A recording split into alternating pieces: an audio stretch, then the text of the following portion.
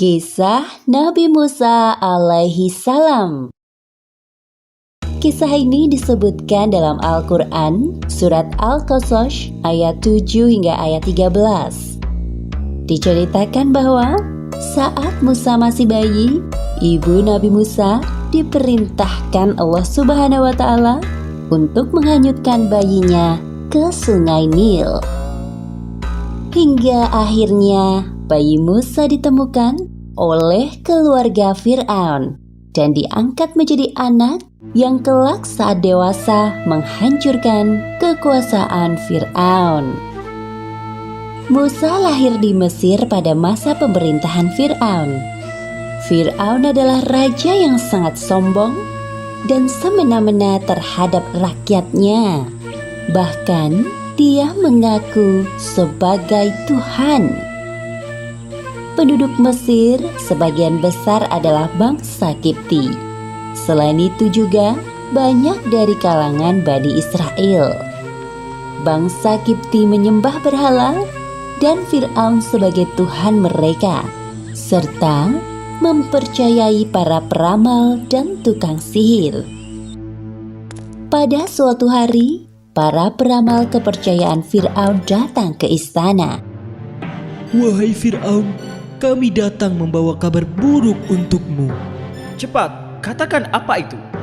Ramalan kami mengatakan bahwa tak lama lagi akan lahir seorang anak laki-laki dari Bani Israel yang kelak saat dewasa dia akan menjatuhkan kekuasaanmu. Apa maksud ucapan kalian? Kami melihat hal buruk menimpamu di masa akan datang. Sebaiknya kita bersiap-siap sebelum bayi laki-laki itu lahir. Fir'aun bersama para peramalnya mengadakan rapat. Muncul keputusan bahwa setiap wanita yang melahirkan bayi laki-laki pada tahun ini, maka bayinya harus dibunuh. Fir'aun telah menyiapkan algojo untuk membunuh para bayi laki-laki yang baru dilahirkan.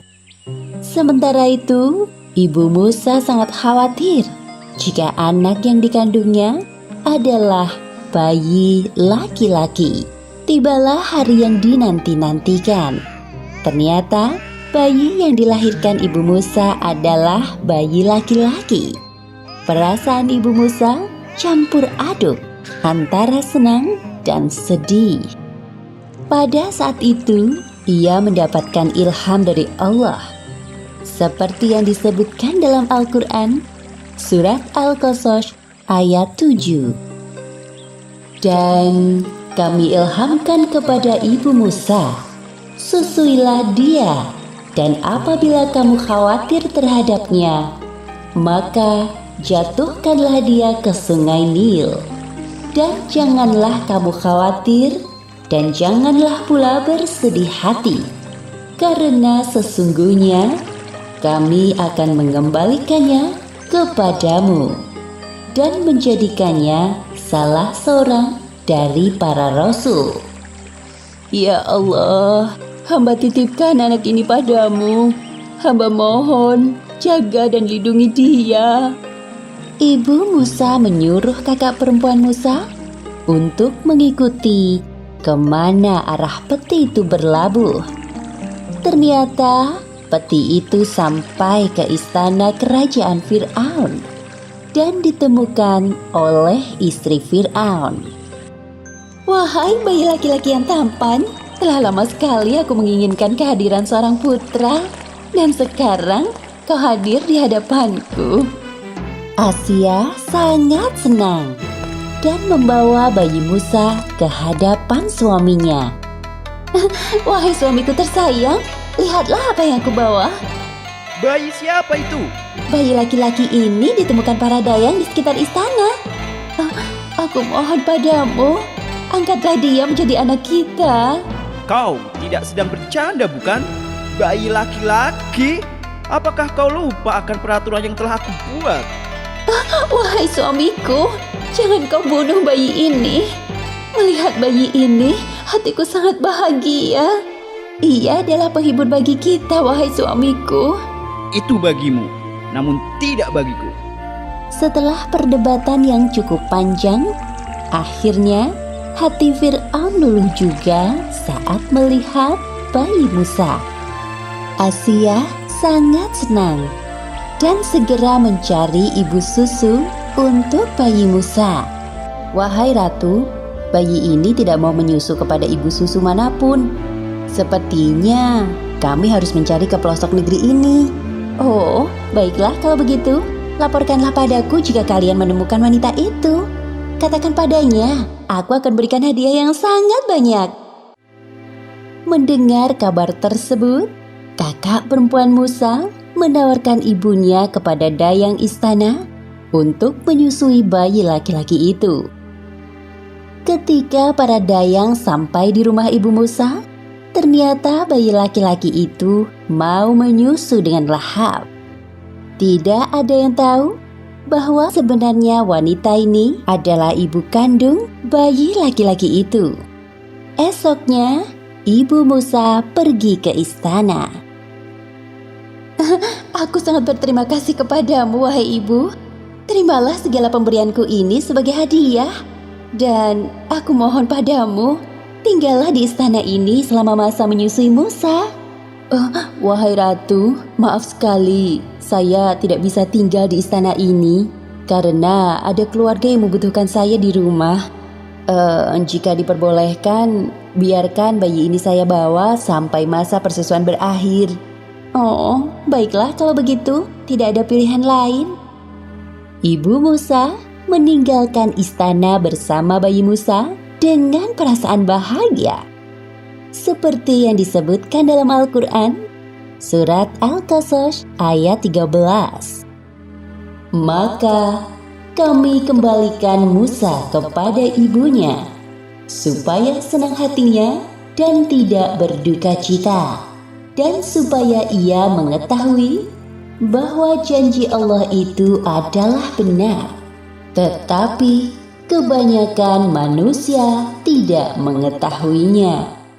Setelah masa menyusui Musa berakhir, ibu Musa menyerahkan Musa kecil ke tengah-tengah keluarga Fir'aun.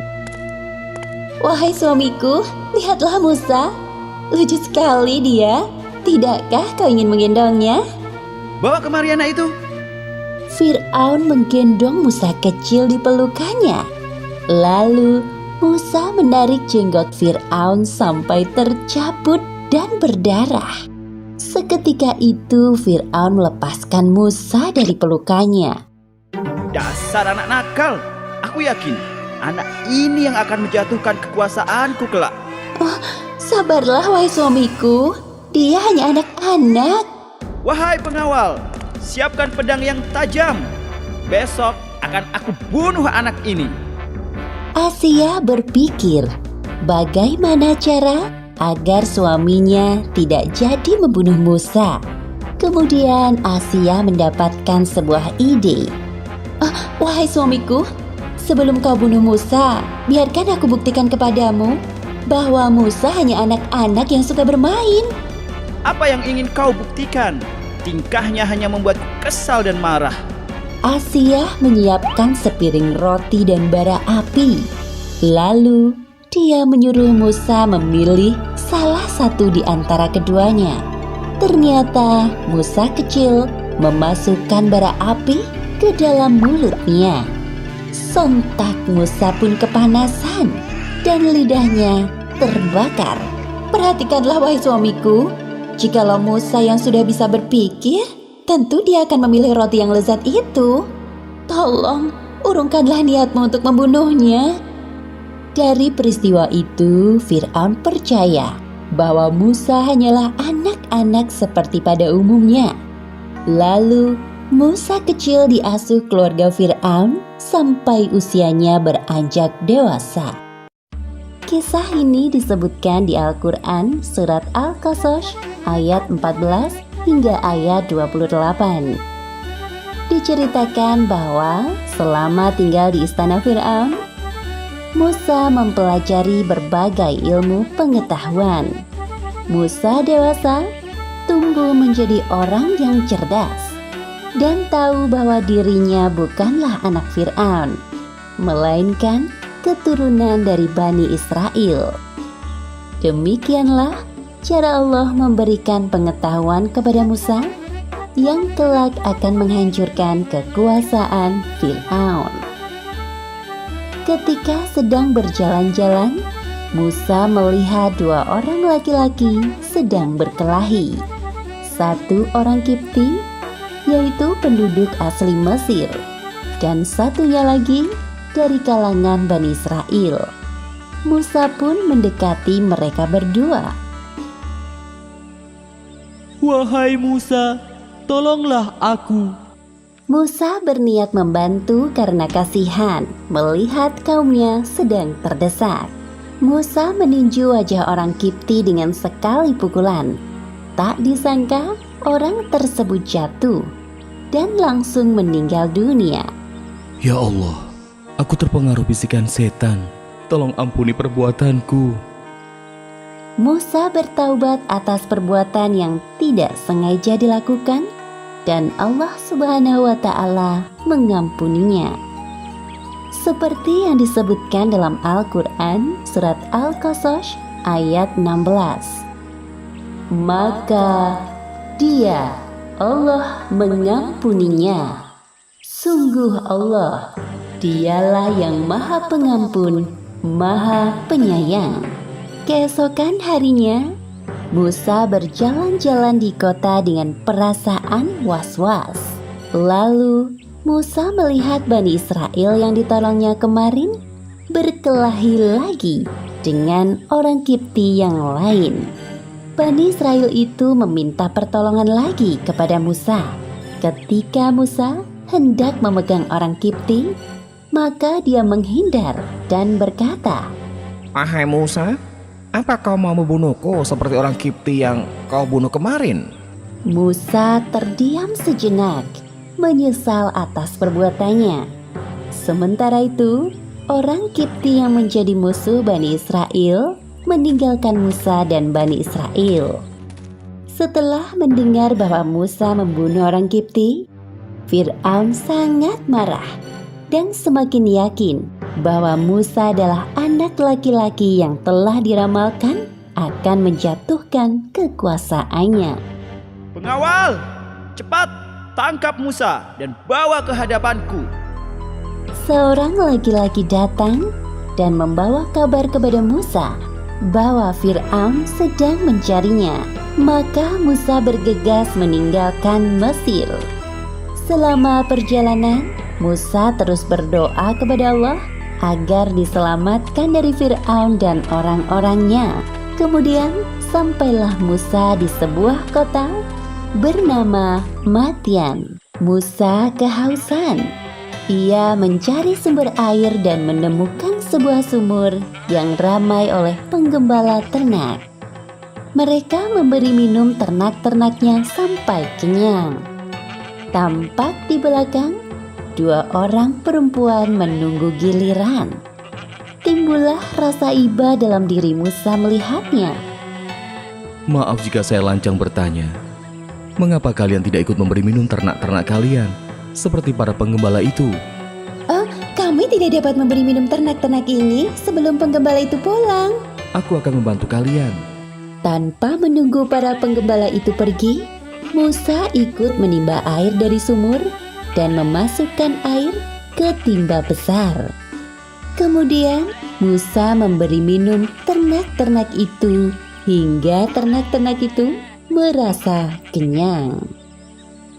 Wahai pemuda yang baik, terima kasih atas pertolonganmu. Setelah kedua perempuan itu berpamitan, Musa menyadari bahwa ia telah berjalan cukup jauh tanpa bekal sedikit pun. Kedua kakinya melepuh karena kepanasan dan perutnya keroncongan. Musa berteduh di sebuah pohon dan berdoa kepada Allah. Seperti yang disebutkan dalam Al-Quran surat Al-Qasas ayat 24. Ya Tuhanku, sesungguhnya aku sangat memerlukan sesuatu kebaikan yang Engkau turunkan kepadaku. Sesampainya di rumah, Kedua perempuan itu menceritakan kejadian yang baru terjadi kepada ayahnya. Sang ayah adalah Nabi Syuaib. Kemudian sang ayah meminta anaknya untuk mengundang Musa untuk makan di rumah mereka.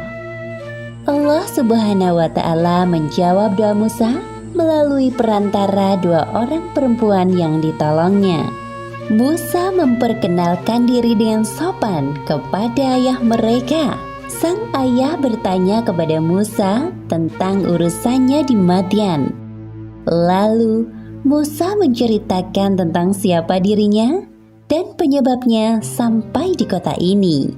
Wahai Musa, janganlah kamu takut dan khawatir. Sesungguhnya Allah telah menyelamatkanmu dari orang-orang yang zalim itu. Wahai ayah, bagaimana jika Musa membantu menggembala ternak-ternak kita? Selain baik, Musa kuat dan dapat dipercaya. Nabi Syuaib mempunyai usulan lain yang lebih baik. Seperti yang disebutkan dalam Al-Quran surat Al-Qasas ayat 27. Sesungguhnya aku bermaksud menikahkan engkau dengan salah seorang dari kedua anak perempuanku ini, atas dasar bahwa engkau bekerja padaku selama 8 tahun. Dan jika engkau cukupkan 10 tahun, maka itu adalah suatu kebaikan darimu. Dan aku tidak bermaksud memberatkan engkau. Insya Allah, engkau akan mendapatiku termasuk orang yang baik. Setelah perjamuan makan berakhir, Musa tinggal dan bekerja di rumah itu, mengurus semua hewan ternak yang jumlahnya sangat banyak. Musa dinikahkan oleh sang ayah dengan salah satu dari anak perempuannya, sesuai dengan kesepakatan mereka. Kisah ini disebutkan dalam Al-Quran, surat Toha ayat 11 hingga 41. Diceritakan bahwa dalam perjalanannya dari Madian menuju Mesir, Musa berkesempatan untuk berbicara langsung dengan Allah Subhanahu wa Ta'ala di lembah suci Tua. Pada saat itulah Musa diangkat menjadi nabi sekaligus rasul oleh Allah Subhanahu wa Ta'ala. Kurang lebih 10 tahun lamanya Musa hidup di Madian setelah menyelesaikan kesepakatan dan tugas dari ayah mertuanya. Musa beserta keluarganya pergi ke Mesir. Tibalah mereka di sebuah lereng gunung. Langit tampak semakin gelap dan udara terasa dingin. Musa berusaha menghidupkan api untuk penerangan dan penghangat badan. Namun api sulit menyala. Berkali-kali mencoba, hasilnya tetap sama. Tunggulah kalian di sini. Aku melihat cahaya di sebelah sana. Barangkali itu nyala api yang dapat menghangatkan tubuh kita. Baiklah wahai suamiku, kami akan menunggumu di sini. Kemudian Musa menuju arah cahaya yang nampak di kejauhan. Ternyata benar, ada nyala api besar dari sebatang pohon. Tiba-tiba terdengar suara memanggil namanya. Dialah Allah Subhanahu wa Ta'ala. Allah Subhanahu wa Ta'ala memerintahkan Musa untuk melepaskan sandalnya, karena ia sekarang berada di lembah yang suci Tua. Saat itulah Allah mengangkat Musa sebagai nabi dan rasul. Kemudian Allah menurunkan wahyu kepada Nabi Musa, seperti yang disebutkan dalam Al-Quran, surat Toha ayat 13 hingga 14. Dan aku telah memilih engkau, maka dengarkanlah apa yang akan diwahyukan kepadamu. Sungguh, aku ini Allah, tidak ada Tuhan selain aku. Maka sembahlah aku dan laksanakan sholat untuk mengingat aku. Nabi Musa adalah salah satu nabi yang diberi kelebihan untuk berbicara secara langsung dengan Allah. Seperti yang disebutkan dalam Al-Quran, Surat Toha ayat 17. Dan apakah yang ada di tangan kananmu, wahai Musa? Ini tongkat yang membantu berjalan untuk mencari makanan bagi ternak peliharaan kami dan juga untuk keperluan yang lainnya. Kemudian Allah menyuruh Nabi Musa melemparkan tongkatnya. Nabi Musa melemparkan tongkatnya ke tanah. Tiba-tiba tongkat itu berubah menjadi ular besar. Nabi Musa surut ke belakang karena ketakutan melihat tongkatnya berubah menjadi ular besar. Allah menghibur Nabi Musa yang ketakutan. Seperti firman-Nya dalam Al-Quran, Surat Toha ayat 18. Peganglah ia dan jangan takut. Kami akan mengembalikannya kepada keadaan semula. Lalu, Nabi Musa diperintahkan Allah untuk memasukkan tangannya ke dalam lengan baju. Seperti yang disebutkan dalam Al-Quran, Surat Toha ayat 22. Dan kepitlah tanganmu ke ketiakmu. Niscaya ia keluar menjadi putih bercahaya tanpa cacat, sebagai mukjizat yang lain. Tugas Nabi Musa selanjutnya adalah berdakwah kepada Fir'aun yang mengaku dirinya sebagai Tuhan. Beliau merasa takut karena dulu secara tidak sengaja pernah membunuh seorang Kipti, penduduk asli Mesir, yang menyebabkannya melarikan diri kematian. Ya Allah, aku mohon padamu, mudahkan langkahku menghadapi Fir'aun. Jadikan saudaraku Harun sebagai temanku berdakwah kepada Fir'aun, karena ia lebih ahli dalam berbicara dan berdebat dibanding aku. Permintaan Nabi Musa dikabulkan Allah. Melalui peristiwa ini, Allah mengangkat Nabi Musa menjadi Rasul. Seperti yang disebutkan dalam Al-Quran, Surat Toha ayat 41. Dan aku telah memilihmu menjadi Rasul untuk diriku. Kisah ini disebutkan di Al-Quran, Surat Asy-Syu'ara ayat 16 hingga 51. Diceritakan bahwa setelah Nabi Musa mendapatkan wahyu, beliau diperintahkan Allah berdakwah kepada Fir'aun.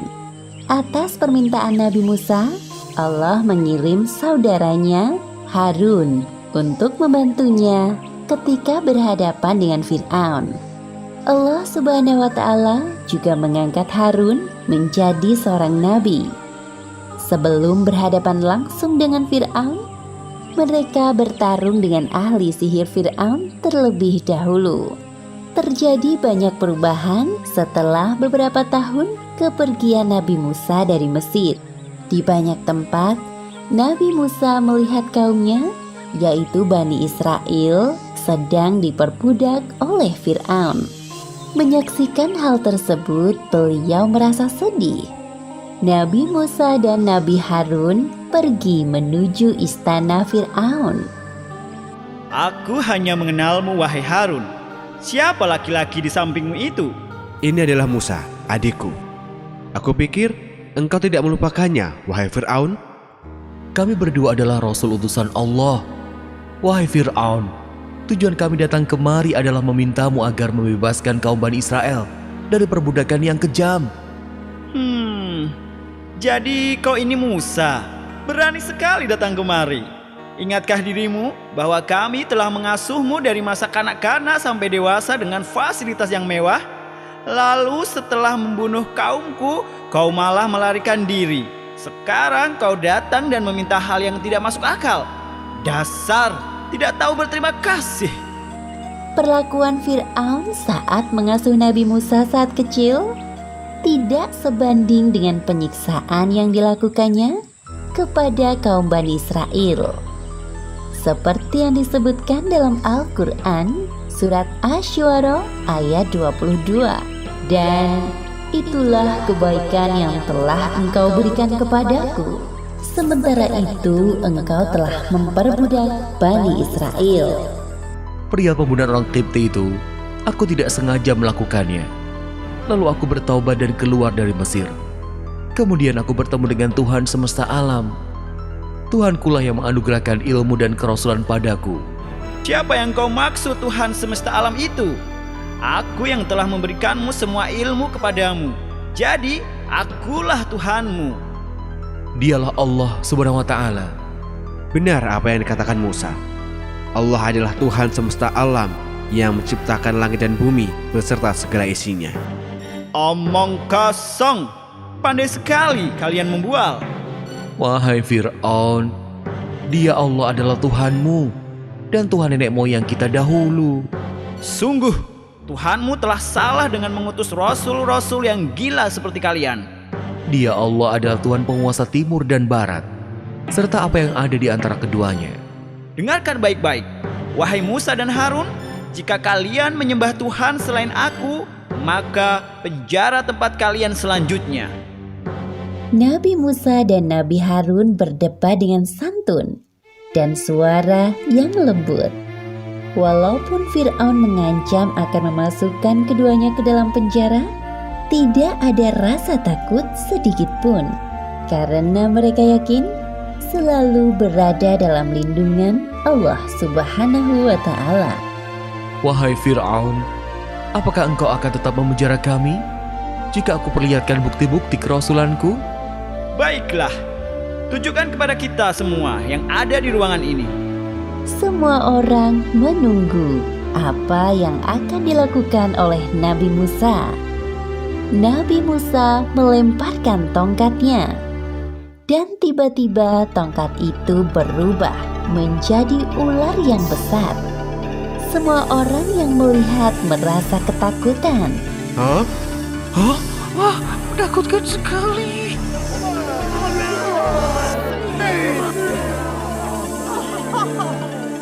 Kemudian Nabi Musa mengeluarkan tangannya dari dalam bajunya. Tiba-tiba tangan itu bercahaya. Dalam hatinya, orang-orang yang berada di ruangan itu kagum dengan mukjizat Nabi Musa. Lumayan juga sihirnya Musa ini. Aku yakin kedatangan Musa kali ini ingin menghancurkanmu dengan sihirnya. Lalu apa rencanamu, wahai Fir'aun? Wahai pengawal, tangkap mereka berdua dan jebloskan ke dalam penjara. Sementara Nabi Musa dan Nabi Harun berada di penjara, Fir'aun mengumpulkan seluruh ahli sihir. Setelah ditentukan waktunya, tibalah saatnya pertarungan antara Nabi Musa dan para ahli sihir yang jumlahnya tidak sedikit. Hari ini kita akan menyaksikan pertarungan antara Musa si pengkhianat dan kemandian ahli sihir dari berbagai penjuru negeri.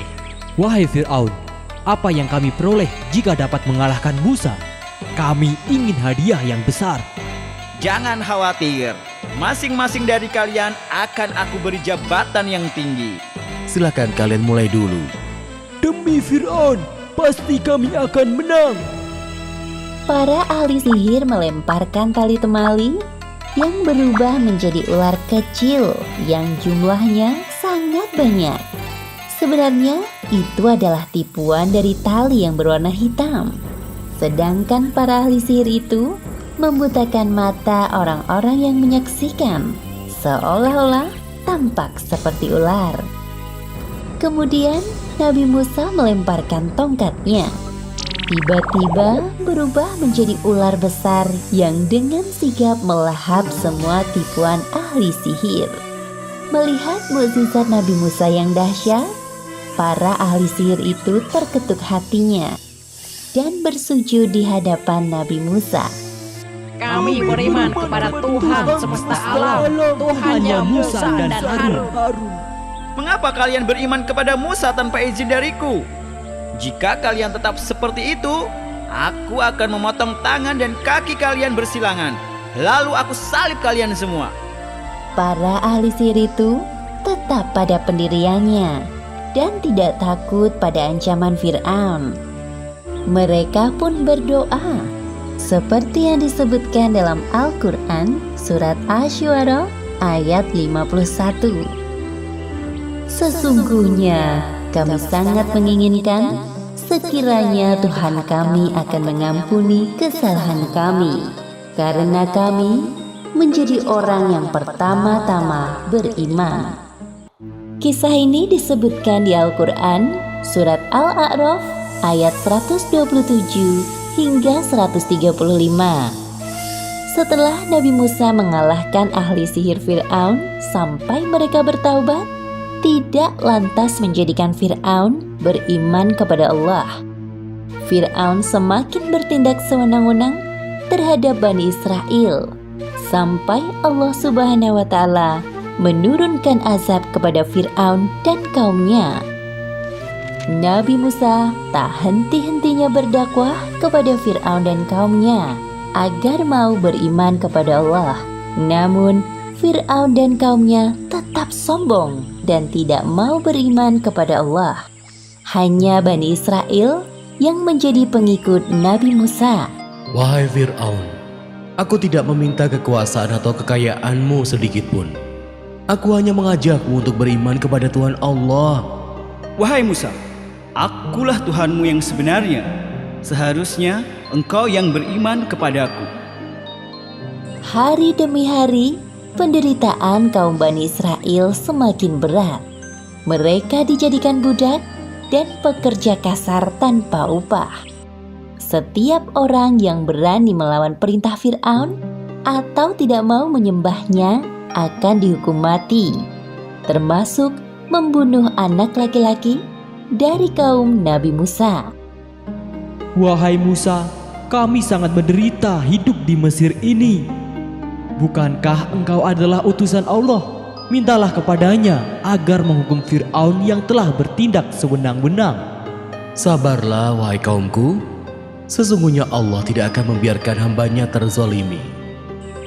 Kemudian Allah menurunkan azab kepada Fir'aun dan kaumnya berupa kemarau panjang selama beberapa tahun. Seperti yang disebutkan dalam Al-Quran surat Al-A'raf ayat 130. Dan sungguh kami telah menghukum Fir'aun dan kaumnya dengan mendatangkan musim kemarau bertahun-tahun dan kekurangan buah-buahan agar mereka mengambil pelajaran. Wahai Fir'aun, kita sudah melakukan berbagai cara agar langit menurunkan hujan, namun belum ada hasil. Kami telah memperbanyak persembahan, namun sepertinya usaha kami sia-sia. Fir'aun sedang berpikir bagaimana caranya agar hujan turun. Ia tidak mau kelihatan bodoh di hadapan kaumnya. Fir'aun berjanji akan menyelesaikan masalah ini. Di istana, Fir'aun berdiskusi dengan para penasihat kerajaannya. Menurut kalian, apakah ada cara lain agar musim kemarau ini segera berganti? Ada satu cara yang belum kita lakukan, wahai Fir'aun. Apa itu? Kita belum meminta pada Tuhannya Musa. Bukankah Tuhannya Musa dapat melakukan segalanya?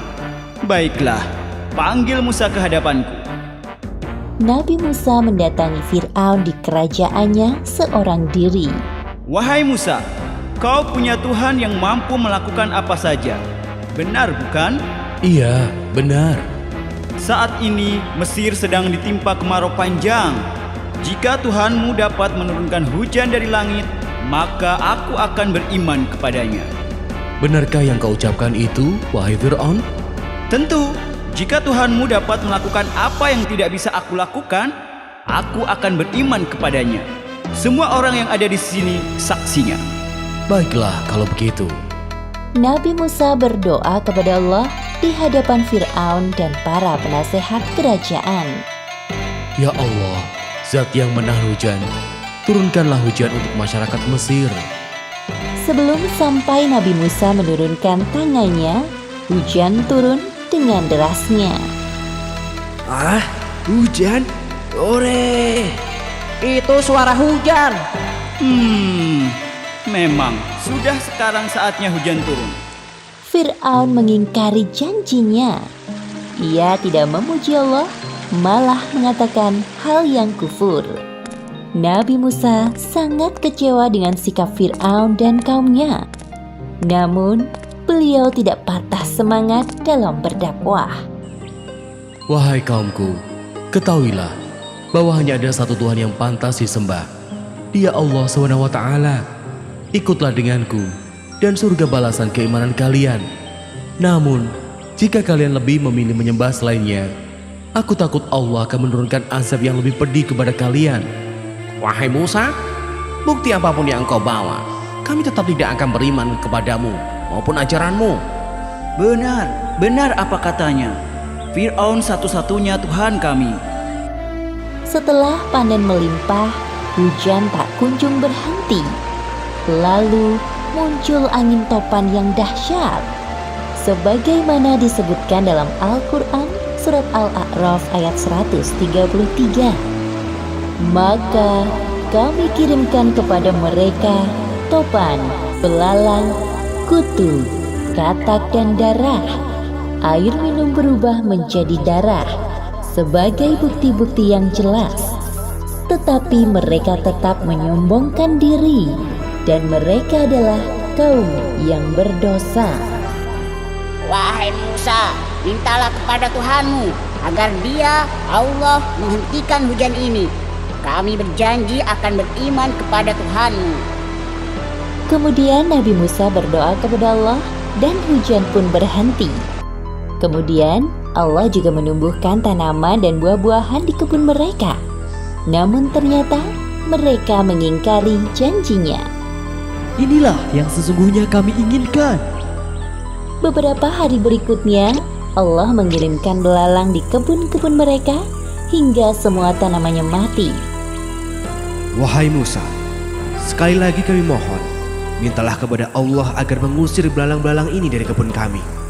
Maka kami akan beriman kepada Allah dan membiarkan Bani Israel pergi bersamamu. Kami bersungguh-sungguh. Nabi Musa kembali berdoa kepada Allah. Setelah Allah menghilangkan belalang di kebun mereka, mereka mengingkari janjinya lagi. Kejadian itu terulang sampai Allah menurunkan kutu-kutu pada hasil panen mereka. Katak-katak yang memenuhi rumah-rumah mereka hingga air yang berubah menjadi darah. Akibatnya, mereka hampir mati kehausan karena tidak minum. Setelah mereka putus asa, mereka menghadap Fir'aun. Wahai Fir'aun, lihatlah keadaan kami ini. Kami sungguh menderita karena ulah Musa. Ketahuilah bahwa ini semua adalah sihir Musa. Kemudian Fir'aun mendatangi Nabi Musa dan kembali melakukan tipu dayanya.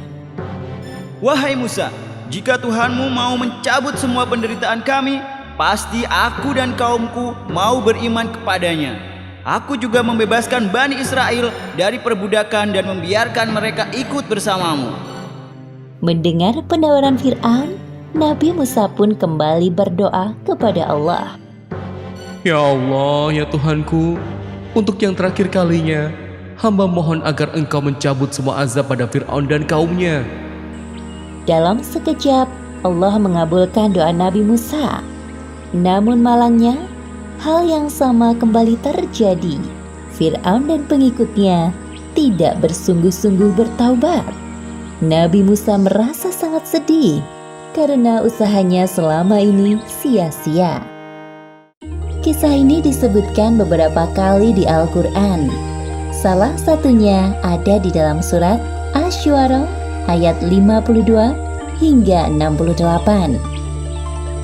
Setelah berkali-kali Fir'aun ingkar janji kepada Nabi Musa, maka Allah memerintahkan Nabi Musa dan Bani Israel agar segera meninggalkan Mesir.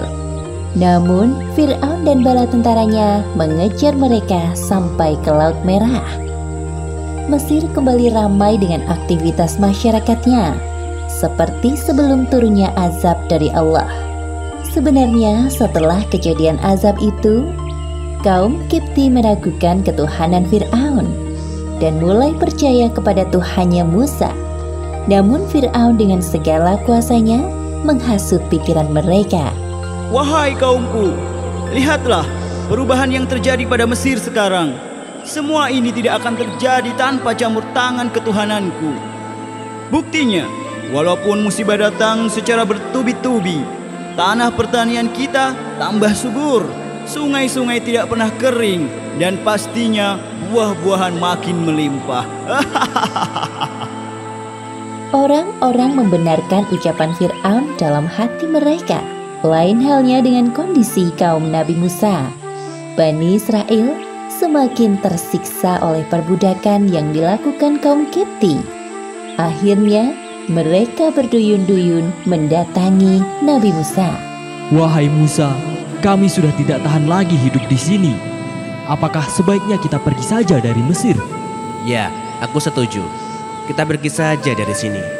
Bersabarlah wahai kaumku. Kemudian Nabi Musa berdoa kepada Allah agar diberikan solusi atas permasalahan kaumnya. Seperti yang disebutkan dalam Al-Quran surat Asy-Syu'ara ayat 52. Dan kami wahyukan, perintahkan kepada Musa, pergilah pada malam hari dengan hamba-hambaku, Bani Israel, sebab pasti kamu akan dikejar. Malam harinya, Nabi Musa dan Bani Israel pergi meninggalkan Mesir secara sembunyi-sembunyi. Waktu malam dipilih agar kepergian mereka tidak terlihat oleh kaum Kipti dan orang-orangnya Fir'aun. Keesokan harinya, kabar tentang kepergian Musa dan para pengikutnya sampai juga ke telinga Fir'aun. Seenaknya saja mereka melarikan diri dariku. Wahai pengawal, siapkan pasukan untuk mengejar Musa dan Bani Israel. Aku yakin mereka belum pergi terlalu jauh. Lagi pula, jumlah Bani Israel tidak banyak. Tidak sulit bagi kita mengejarnya. Siap, Baginda. Setelah semua disiapkan, Fir'aun dan pasukannya menyusul Nabi Musa dan Bani Israel dengan menunggangi kuda dan peralatan perang yang hebat. Ketika Nabi Musa dan pengikutnya sampai di tepi laut, perjalanan mereka terhenti. Wahai Musa, sekarang bagaimana ini? Di depan kita terbentang lautan luas.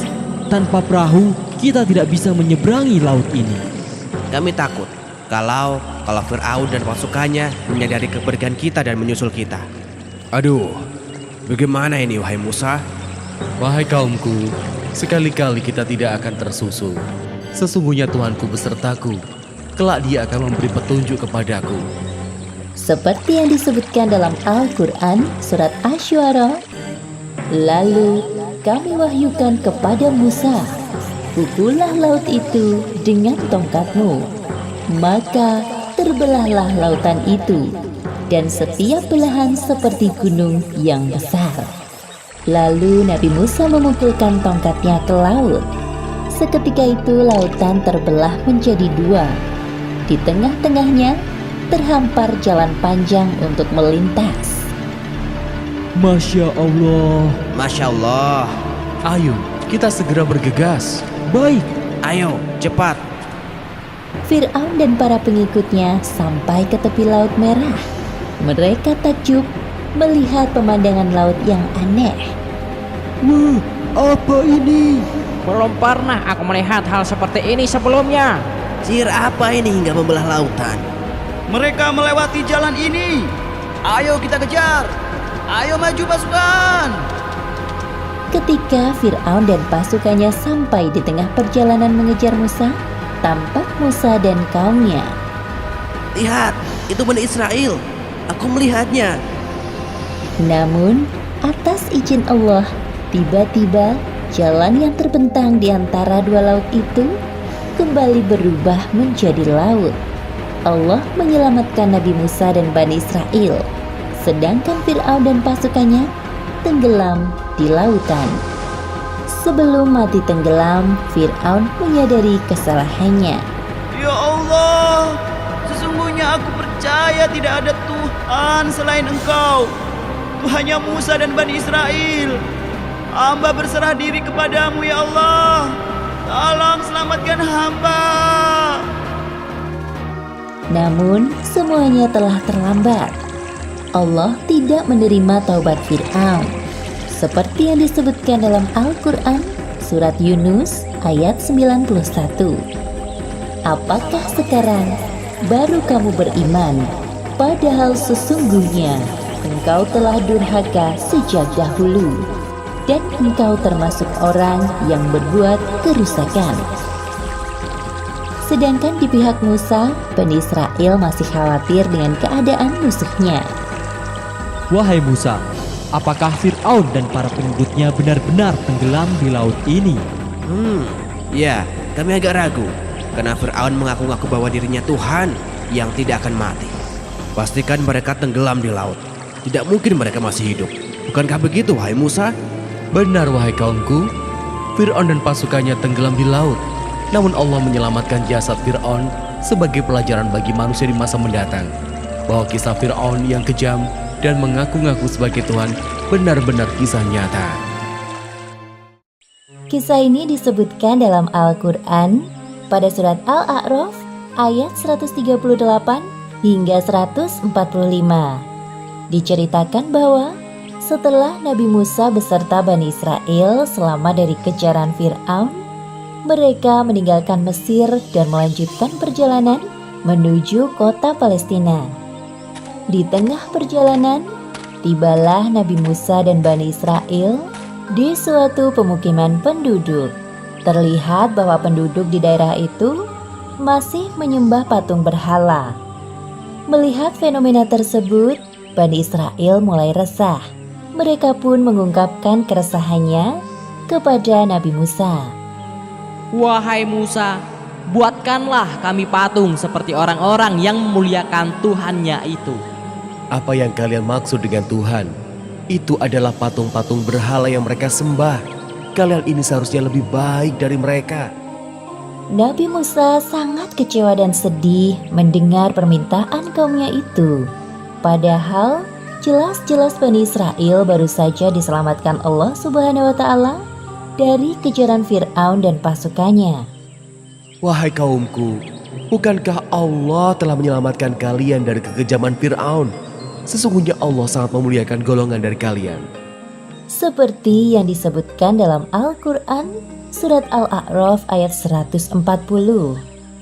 Dia, Musa berkata, "Pantaskah aku mencari Tuhan untukmu selain Allah, padahal dia telah melebihkan kamu atas segala umat pada masa itu." Mendengar apa yang disampaikan oleh Nabi Musa, barulah Bani Israel menyadari kekeliruannya. Pada malam harinya, Nabi Musa mendapatkan petunjuk melalui mimpi bahwa ia diutus Allah untuk pergi ke bukit Tur Sina. Sebagaimana yang disebutkan dalam Al-Quran, surat Al-A'raf ayat 142. Dan kami telah menjanjikan kepada Musa memberikan Taurat 30 malam. Dan kami sempurnakan jumlah malam itu dengan 10 malam lagi. Maka sempurnalah wahyu yang diberikan Tuhannya 40 malam. Keesokan harinya sebelum berangkat, Nabi Musa meminta kepada Nabi Harun untuk mengawasi kaumnya agar tidak menyimpang dari perintah Allah. Wahai saudaraku, Harun, gantikanlah aku dalam memimpin kaumku. Teruslah membimbing mereka dalam kebaikan, dan jangan engkau mengikuti ajakan mereka yang sesat. Insya Allah, wahai Musa, aku akan melaksanakan amanah darimu dengan segala kemampuanku.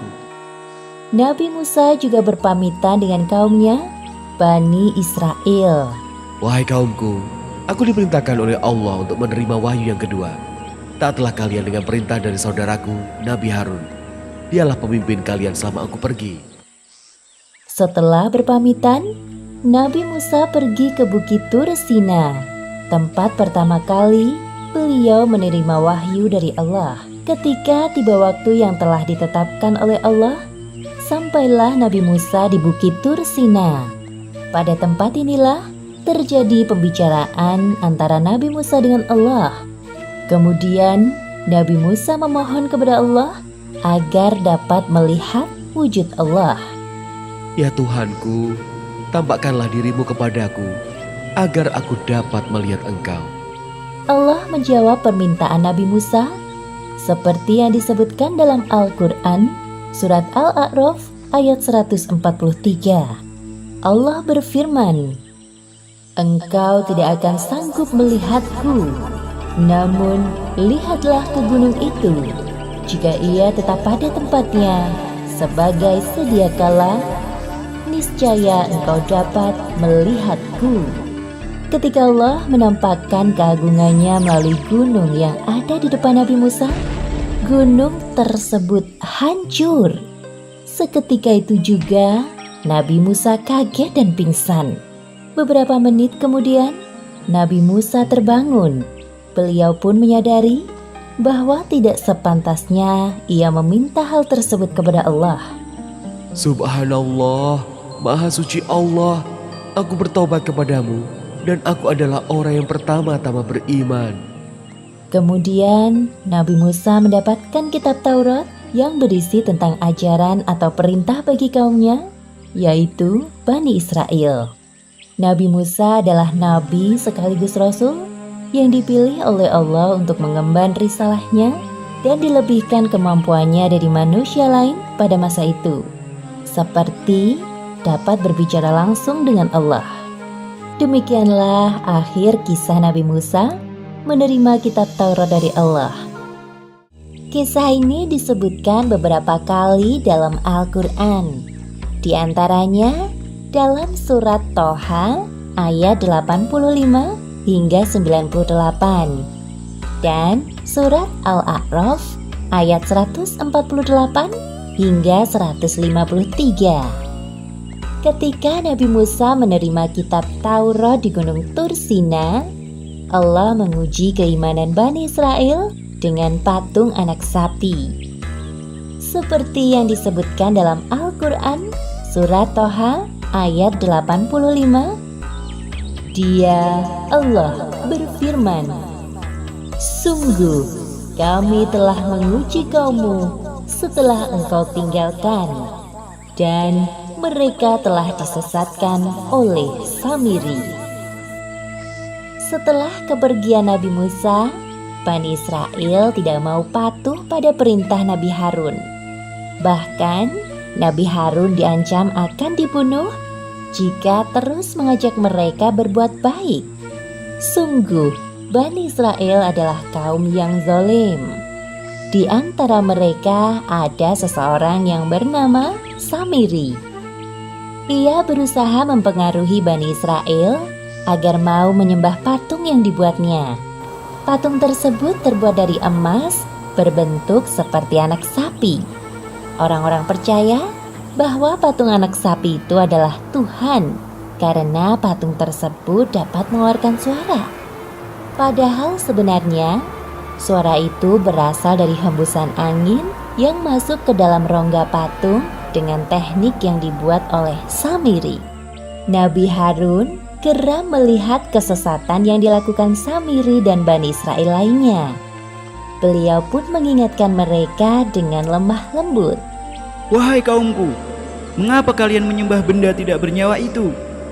Sudah lupakah kalian kepada Allah, Tuhan semesta alam? Sudahlah Harun, engkau diam saja. Selama Musa belum kembali, kami tidak mau mematuhi perintah Nabi yang lemah sepertimu. Iya benar. Lagi pula kami telah menemukan Tuhan yang sebenarnya. Dia Tuhan yang dapat bersuara. Astagfirullahaladzim.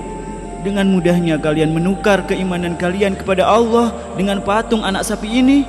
Sungguh kalian benar-benar telah berbuat zalim. Jika kamu terus mengoceh, kami tidak segan-segan membunuhmu, wahai Harun.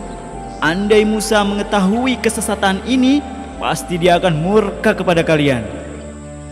Nabi Harun sangat sedih dan kecewa melihat kaumnya menyembah patung anak sapi yang dianggap sebagai Tuhan mereka.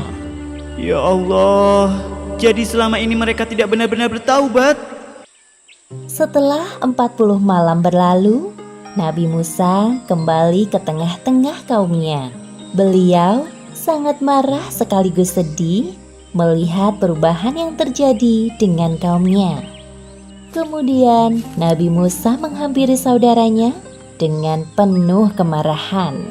Wahai Harun, mengapa engkau hanya berdiri dan diam saja melihat perbuatan mereka itu? Engkau tidak sungguh-sungguh menjalankan amanatku. Nabi Harun kaget melihat Nabi Musa yang tiba-tiba datang melabraknya. Tenanglah wahai saudaraku, dengarlah penjelasanku dahulu. Aku telah mengingatkan mereka, namun mereka tidak mau mendengarkanku. Kaummu menganggapku lemah, tidak memiliki kekuatan sepertimu, dan mereka hampir saja membunuhku. Astagfirullahaladzim, maafkan aku wahai saudaraku. Nabi Musa menyadari kekeliruannya dan segera meminta maaf kepada Nabi Harun. Kemudian Nabi Musa berdoa kepada Allah seperti yang disebutkan dalam Al-Quran surat Al-A'raf ayat 151. Dia, Musa, berdoa, "Ya Tuhanku, ampunilah aku dan saudaraku, dan masukkanlah kami ke dalam rahmat Engkau. Dan Engkau adalah Maha Penyayang dari semua penyayang." Setelah itu, Nabi Musa langsung menghampiri kaumnya yang sedang menyembah patung anak sapi. Menyadari kedatangan Nabi Musa, Bani Israel mulai resah. Sebenarnya mereka takut dan segan kepada Nabi Musa yang kuat. Namun, entah mengapa keimanan mereka mudah sekali dipalingkan dari Allah. Aduh, bagaimana ini? Musa telah kembali. Iya, Musa pasti memarahi kita. Wahai kaumku, apa yang telah kalian kerjakan selama aku pergi? Bukankah Allah telah menjanjikan surga bagi kalian yang beriman? Tidakkah cukup dengan Allah menampakkan kekuasaannya di depan mata kalian satu persatu? Semudah itukah kalian berpaling darinya? Meskipun Nabi Musa sangat kecewa terhadap kaumnya, namun beliau tetap dapat mengontrol emosinya. Sedangkan Bani Israel mulai ketakutan dan mencari-cari alasan. Wahai Musa, sesungguhnya kami berpaling dari Allah bukan atas dasar kemauan kami sendiri, melainkan karena hasutan Samiri. Dia yang mengajak kami untuk menyembah patung anak sapi ini. Iya benar, salahkan saja Samiri.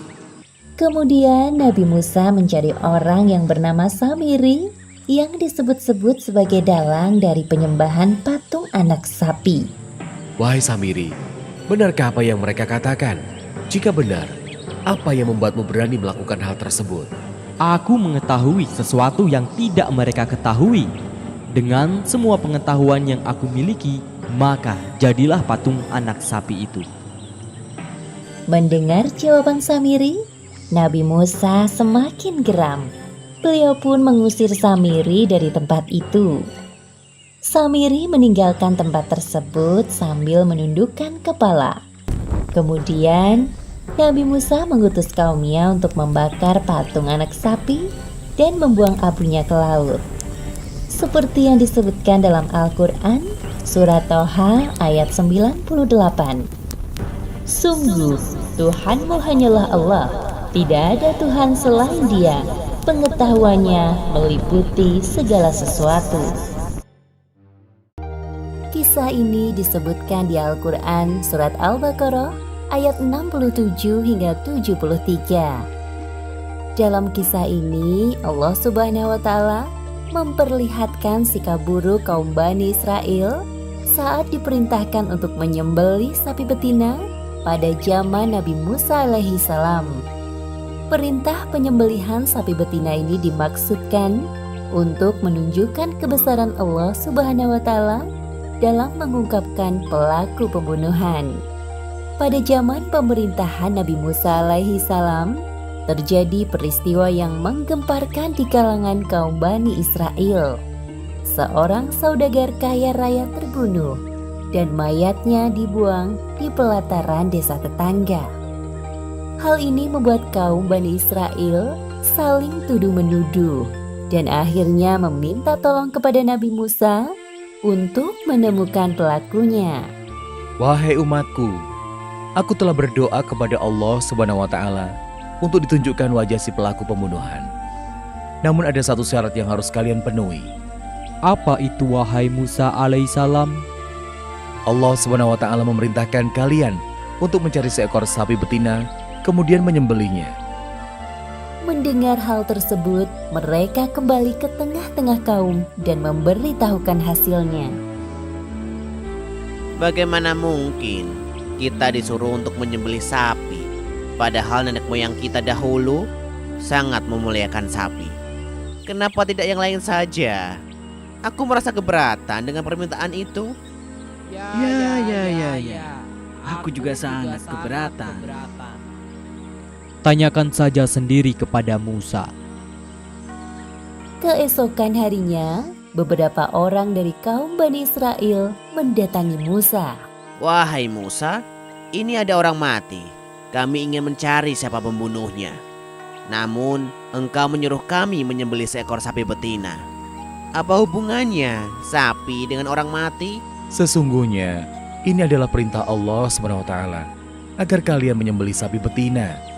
Jangan membodohi kami dengan perintah itu, wahai Musa.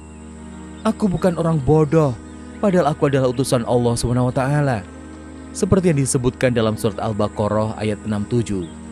Dan ingatlah, ketika Musa berkata kepada kaumnya, Allah memerintahkan kamu agar menyembelih seekor sapi betina. Hal ini menunjukkan sikap buruk kaum Bani Israel, yaitu suka membantah saat mendapat perintah dari Allah Subhanahu wa Ta'ala. Wahai Musa, apabila itu benar yang diperintahkan Tuhanmu untuk kami, mohonkan kepada Allah agar menjelaskan ciri-ciri sapi itu, yang tua atau yang muda atau yang bagaimana. Allah Subhanahu wa Ta'ala mengatakan bahwa sapi betina itu tidak tua dan tidak muda, tetapi pertengahan antara itu. Maka carilah sapi betina itu. Kaum Bani Israel itu pulang dan kembali lagi keesokan harinya menghadap Nabi Musa. Wahai Musa, kami masih belum paham perihal sapi itu. Mintalah kepada Allah untuk menunjukkan warna sapi betina itu agar kami mudah mencarinya. Allah Subhanahu wa Ta'ala mengatakan bahwa sapi betina itu yang kuning warnanya dan menyenangkan pandangan orang yang melihat. Hal yang sama berulang terjadi di hari berikutnya. Mereka kembali mendatangi Nabi Musa. Maafkan kami, wahai Musa. Sekali lagi mohonkan kepada Allah untuk menjelaskan tentang sapi betina itu. Insya Allah, jika Allah menghendaki, kami akan mudah mendapatkan sapi betina yang dimaksud. Allah Subhanahu wa Ta'ala mengatakan bahwa sapi itu adalah sapi betina yang belum pernah dipakai untuk membajak tanah dan mengairi tanaman. Tubuhnya sehat dan tidak ada belang sedikit pun. Nah, sekarang barulah kami mengerti perihal sapi betina itu. Tak jauh dari perkampungan Bani Israel, hiduplah seorang pemuda soleh bersama ibunya di sebuah rumah sederhana. Ayah pemuda soleh itu sudah tiada dan meninggalkan seekor sapi betina. Sapi ini sangat mirip dengan sapi yang dicari oleh kaum Bani Israel. Nak, untuk makan kita besok, tolong kau jual sapi peninggalan ayahmu ke pasar. Jika ada yang memberikan emas sepenuh kulit sapi kita, ibu redo melepaskannya. Baiklah, Bu. Besok aku pergi ke pasar untuk menjual sapi itu.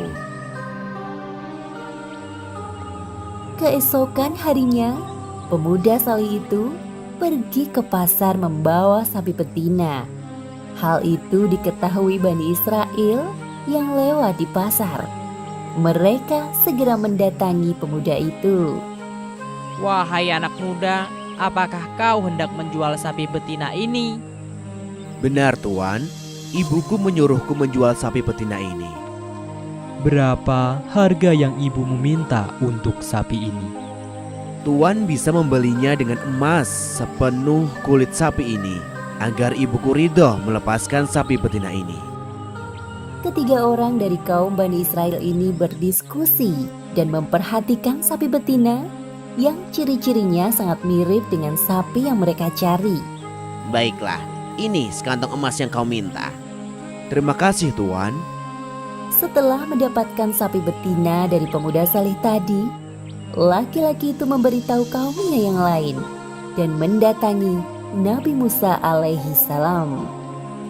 Nabi Musa kemudian menyuruh semua kaum Bani Israel berkumpul di sebuah padang yang luas. Wahai Musa, kami telah mendapatkan sapi betina dengan ciri-ciri seperti yang Tuhanmu sebutkan dan menyembelihnya. Sekarang tunjukkan kepada kami pelaku pembunuhan itu, agar kami tidak saling menuduh satu sama lain. Nabi Musa alaihi salam menyuruh mereka mengambil salah satu bagian dari sapi betina itu, lalu memukulkannya pada mayat, seperti yang disebutkan dalam surat Al-Baqarah ayat 73. Lalu kami berfirman, pukullah mayat itu dengan bagian dari sapi itu. Demikianlah Allah menghidupkan orang yang telah mati. Dan Dia memperlihatkan kepadamu tanda-tanda kekuasaannya agar kamu mengerti. Sesungguhnya orang yang telah membunuhku adalah saudara sepupuku sendiri. Ia sangat serakah dan ingin mengambil semua hartaku. Akhirnya kasus pembunuhan di kalangan Bani Israel terungkap atas izin Allah melalui Nabi Musa alaihi salam. Sebagaimana disebutkan dalam surat Al-Baqarah ayat 72. Dan ingatlah ketika kamu membunuh seseorang, lalu kamu tuduh-menuduh tentang itu. Tetapi Allah menyingkapkan apa yang kamu sembunyikan. Subhanallah, Maha Suci Allah. Ternyata benar apa yang diperintahkan Tuhanmu, wahai Nabi utusan Allah. Maafkan sikap kami yang suka bertanya dan membantah perkataanmu. Sesungguhnya kami termasuk golongan orang-orang yang merugi karena telah menghabiskan banyak waktu untuk mencari sapi betina ini. Kisah ini diceritakan dalam Al-Quran, surat Al-Baqarah ayat 54 hingga 56. Setelah Nabi Musa mengetahui bahwa Bani Israel menyembah patung anak sapi, beliau marah dan kecewa. Kemudian Nabi Musa menyuruh kaumnya bertaubat kepada Allah atas perbuatan syirik tersebut. Seperti yang disebutkan dalam Al-Quran surat Al-Baqarah ayat 54. Dan ingatlah ketika Musa berkata kepada kaumnya, "Hai kaumku, sesungguhnya kalian telah menganiaya diri sendiri, karena kalian telah menjadikan anak lembu sesembahan kalian. Maka bertobatlah kepada Tuhan yang menjadikan kalian, dan bunuhlah diri kalian.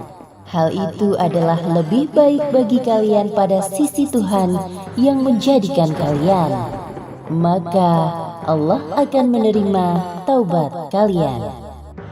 Kemudian Bani Israel saling membunuh satu sama lain untuk menebus dosa syirik yang telah mereka lakukan. Tidak semua dari kaum Nabi Musa meninggal. Allah menyisakan yang terbaik dari Bani Israel. Setelah itu, Nabi Musa, Nabi Harun dan kaumnya yang tersisa melanjutkan perjalanan. Tibalah mereka di suatu bukit. Pada saat itulah Nabi Musa hendak bermunajat kepada Allah. Wahai kaumku, tunggulah kalian sebentar di sini. Aku hendak bermunajat dengan Allah. Bolehkah kami ikut, wahai Musa? Tentu, mari ikut bersamaku. Namun, Bani Israel tidak dapat menyaksikan pembicaraan antara Allah dan Nabi Musa karena ada tabir atau pemisah di antara Nabi Musa dan kaumnya. Lalu timbullah rasa penasaran dalam benak Bani Israel. Andai saja kita dapat melihat wujud Allah secara langsung seperti Musa. Iya, aku iri dengan Musa. Aku juga ingin melihat Tuhanku secara langsung. Kita minta saja pada Musa. Bukankah selama ini permintaan kita selalu dikabulkan oleh Allah? Ya, aku setuju. Bani Israel adalah kaum yang serakah. Betapa lancangnya permintaan mereka kepada Allah dan Rasul-Nya. Setelah selesai bermunajat dengan Allah, hilanglah pembatas antara Nabi Musa dan kaumnya. Wahai Musa, kami juga ingin sepertimu, dapat berbicara langsung dengan Allah. Tolong mintakan kepada Allah, wahai Musa. Atau kami tidak akan beriman kepadamu sebelum kami melihat wujud Allah secara langsung. Nabi Musa tidak mengerti apa yang difikirkan kaumnya. Permintaan itu tidak sepantasnya diutarakan. Perilaku kaumnya kali ini sungguh tidak beradab. Tiba-tiba langit berwarna gelap, seperti akan turun hujan, tampak seberkas kilat. Seperti yang disebutkan dalam Al-Quran, surat Al-Baqarah ayat 55. Dan ingatlah ketika kamu berkata, "Wahai Musa, kami tidak akan beriman kepadamu sebelum kami melihat Allah dengan jelas." Maka halilintar menyambarmu, sedang kamu menyaksikan. Bani Israel meninggal seketika itu juga tersambar halilintar. Nabi Musa dan Nabi Harun kaget menyaksikan peristiwa tersebut. Mereka berdua sedih melihat azab yang menimpa kaumnya. Ya Allah, hamba mohon hidupkanlah kembali mereka dan terimalah taubat mereka. Hamba tidak ingin mereka yang sudah baik kembali menyimpang. Peristiwa ini menunjukkan Nabi Musa memiliki sifat penyayang dan sabar menghadapi kaumnya. Nabi Musa pasrah berdoa kepada Allah, lalu Allah mengabulkan doanya. Sungguh Allah Maha Pengampun, seperti yang disebutkan dalam Al-Quran surat Al-Baqarah ayat 56. Kemudian kami membangkitkan kamu setelah mati, agar kamu bersyukur. Bani Israel yang tersambar halilintar akhirnya dihidupkan kembali oleh Allah. Mereka menyadari kekhilafannya kepada Nabi Musa dan kembali bertaubat kepada Allah. Kisah ini disebutkan dalam Al-Quran, surat Al-Baqarah ayat 57 hingga 61, dan surat Al-Maidah ayat 21 hingga 26. Pada cerita sebelumnya, Bani Israel tersambar halilintar akibat kelancangan mereka. Setelah dihidupkan kembali oleh Allah dan bertaubat, mereka bersama-sama dengan Nabi Musa dan Nabi Harun melanjutkan perjalanan menuju Palestina. Nabi Musa, Nabi Harun, dan Bani Israel berjalan menyusuri padang yang tandus. Saat itu, matahari bersinar terik. Namun anehnya, Nabi Musa dan kaumnya tidak merasa kepanasan. Inilah salah satu kenikmatan yang diberikan Allah kepada kaum Bani Israel. Aneh sekali ya, sedari tadi awan itu terus menaungi perjalanan kita, sehingga kita sama sekali tidak merasa kepanasan. Iya, benar. Aku juga merasa begitu. Wahai kaumku, sesungguhnya inilah nikmat Allah kepada kalian. Setelah berjalan cukup jauh, Bani Israel merasa lapar. Wahai Musa, sebenarnya sejak tadi kami menahan lapar. Suara perut siapa itu? Tidak ada yang mengaku. Nabi Musa tersenyum mendengar keributan kecil yang diperbuat kaumnya. Kemudian beliau berdoa kepada Allah agar memberi makanan untuk kaumnya. Seperti yang disebutkan dalam Al-Quran, surat Al-Baqarah ayat 57. Kami menurunkan kepadamu mana dan salwa. Makanlah makanan yang baik-baik dari rejeki yang telah kami berikan kepadamu. Bani Israel sangat bersemangat makan dan wajah mereka berbinar-binar karena menikmati kelezatannya. Wah, lezat sekali makanan ini. Wahai Musa, Iya benar, Baru pertama kali ini kami memakannya. Semua makanan ini berasal dari Allah. Jangan lupa kalian bersyukur kepadanya. Kami telah kenyang, wahai Musa. Namun sekarang kami kehausan. Nabi Musa memohon air untuk kaumnya kepada Allah. Sebagaimana yang disebutkan dalam Al-Quran, surat Al-Baqarah ayat 60.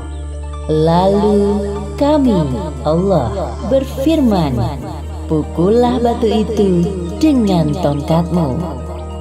Kemudian Nabi Musa memukulkan tongkatnya ke sebuah batu besar. Bismillahirrahmanirrahim. Maka muncullah 12 mata air yang memancar dari sisi-sisi batu besar itu. Masing-masing suku mengetahui tempat minumnya. Air tersebut sangat cukup untuk menghilangkan dahaga dari kerongkongan Bani Israel yang kehausan. Permasalahan perut telah teratasi. Sekarang, Nabi Musa dan kaumnya kembali melanjutkan perjalanan. Setelah melakukan perjalanan jauh, akhirnya sampailah mereka di depan gerbang sebuah negeri bernama Palestina. Sebelum memasukinya, Nabi Musa berpesan kepada kaumnya, Wahai kaumku, Allah telah memerintahkan kita untuk menempati suatu negeri yang diberkahi, yaitu Palestina. Namun sebelumnya kita harus berperang melawan musuh yang menguasai negeri itu terlebih dahulu. Mendengar perintah Nabi Musa, Bani Israel tampak ketakutan. Mereka saling berpandangan satu sama lain. Wahai Musa, kami sangat takut untuk berperang. Apalagi kami dengar penguasa negeri itu kuat dan kejam. Tampak dua orang laki-laki, yaitu Yusya dan Kalab, dari golongan yang bertakwa di antara mereka, angkat bicara. Mari kita serbu musuh dari pintu gerbang yang itu. Jika kita memasukinya, pasti kita akan menang. Hanya pada Allah kita berserah diri. Wahai Musa, sampai kapanpun kami tidak akan mau masuk ke dalam negeri itu selama masih ada penguasa kejam di dalamnya. Kenapa tidak kalian saja yang masuk ke sana, lalu mengalahkan musuh-musuh itu? Kami akan menunggu saja di sini, karena kami sungguh takut.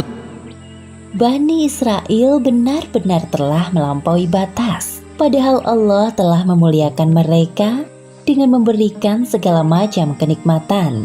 Nabi Musa marah dan kecewa dengan sikap kaumnya.